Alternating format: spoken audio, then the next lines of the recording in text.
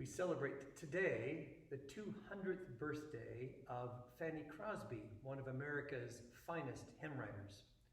Frances Jane van Alstyne Crosby, better known as Fanny, was born 200 years ago today on March 24th, 1820, and she died on February 12th, 1915.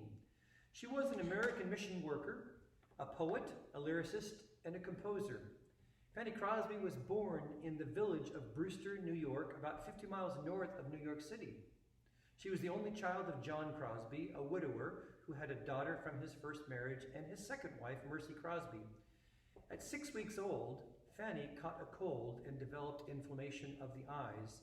Mustard poultices were applied to treat the discharges, and according to Crosby, this procedure damaged her optic nerves and blinded her for life. Some think today that her blindness may have been congenital, and given her age, may simply not have been noticed by her parents. But whatever the case, she was blind for all of her 95 years.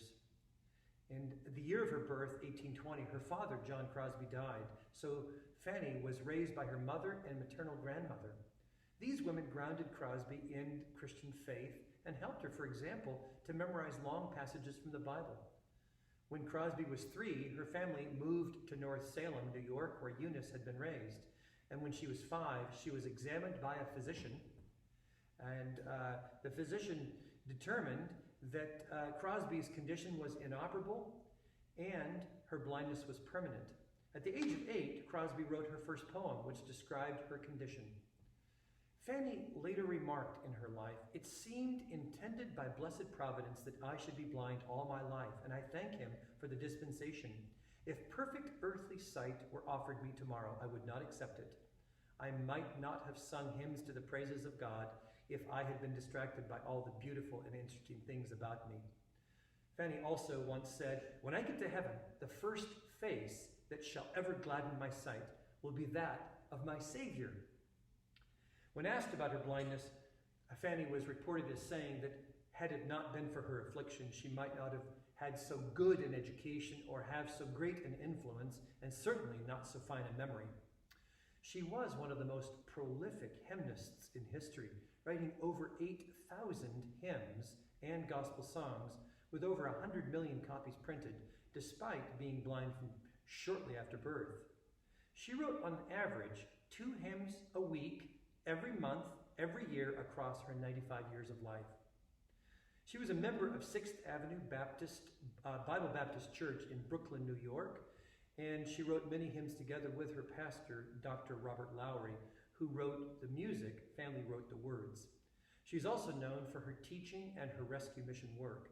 By the end of the 19th century, she was a household name, known as the Queen of Gospel Songwriters and as the mother of modern congregational singing in America, with most American hymnals containing many of her hymns, including more Crosby hymns than most other hymn writers, with the exception of perhaps Isaac Watts and Charles Wesley.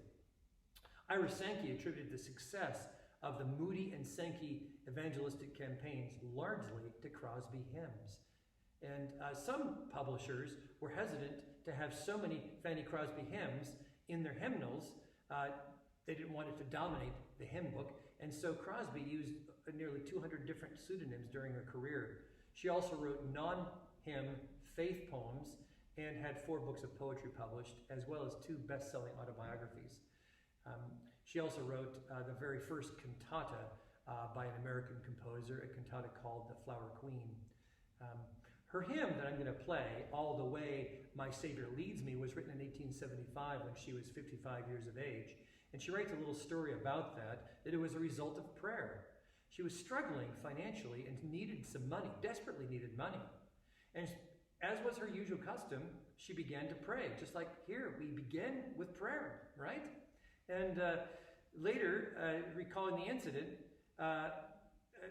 she said a gentleman came up to her just 5 minutes after she prayed and handed her a $5 bill, the exact amount she needed.